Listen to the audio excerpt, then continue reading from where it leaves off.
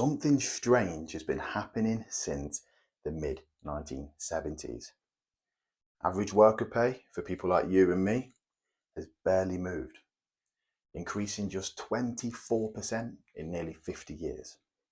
Meanwhile, CEO pay has skyrocketed by over 1,000%. And to put that into perspective, the average CEO now earns the same as 300 employees. So, what gives? Simple. Most people still believe hard work pays off. 71% of us Brits say the harder you work, the more you'll be rewarded. But does that actually hold up? So, let's take Messi and Ronaldo. Messi, the natural talent, Ronaldo, the relentless hard worker. But who gets more admiration? Messi. In fact, studies show that people prefer naturally gifted individuals over hard workers, even if they're less qualified. So, what does that mean? Hard work is celebrated in quotes, but punished in the hiring decision. We say we admire the grind, but we don't bother to reward it. Here's a story to show you why. A researcher named Azim ran an experiment with a man named Jeff. Jeff's job got replaced by software, but he still had 3 years left on his contract. And then he had two choices: stay home and get paid, or show up every day and do work that no longer needs doing. You can guess which he picked. And despite his actions making no logical sense, we associate effort with virtue, even when it adds no value. We've moralized effort. We believe effort equals goodness. That showing up early and looking busy means someone's trustworthy, even if it changes nothing. Now, zoom out to society for one moment.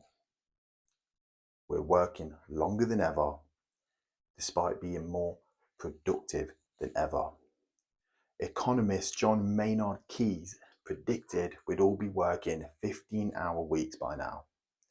Doesn't that sound nice? But it seems we've got the productivity gains, but not the time back. Why? Because we've turned hard work into performance. More meetings, more emails, more busy work. Not to move the needle, but to be seen as working. Even the jobs that feel prestigious aren't safe. Studies show 1 in 3 people feel their job adds no real value. That's over 20 million Brits alone. And in finance, a sector that attracts the top talent of the world, over half say their work feels meaningless. Meanwhile, teachers, nurses, carers, the people doing society's most valuable jobs are underpaid and overworked, proving if hard work alone made you rich, caregivers would be billionaires. So, what actually does create wealth? The answer is leverage. I'm going to break this down into 3 simple types. 1. Labor. Hiring people to work for you. 2. Capital. Using money or debt to make more money. And 3. Code and content. Creating something once and distributing it infinitely. The last one is obviously the most powerful. Elon Musk doesn't work harder than you. He just owns more scalable systems. Michael Jordan made more money from owning a piece of Nike than from playing basketball. Even after he retired, he earns millions annually because he owns the outcome of his hard work. So, here is the harsh truth.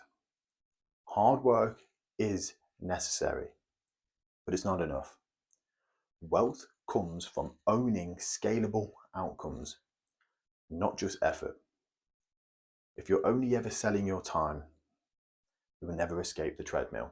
This isn't about being lazy. It's about being smart.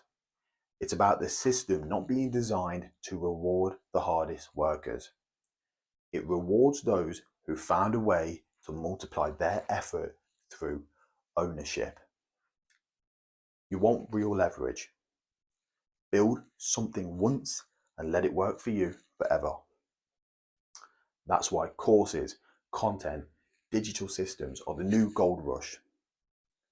It's not passive income, it's earned leverage. If you need help with any of this, book a call with me down in the description. It will be there, because if you're grinding non-stop and still not where you want to be, ask yourself, who owns the outcome of your hard work? Because until the answer is you, you're just working to make someone else rich. So thank you for listening. Make sure you hit subscribe and come back tomorrow at 6 p.m. for more new content. Be safe, be well, and as always, I'm watching from afar, quietly praying for your success.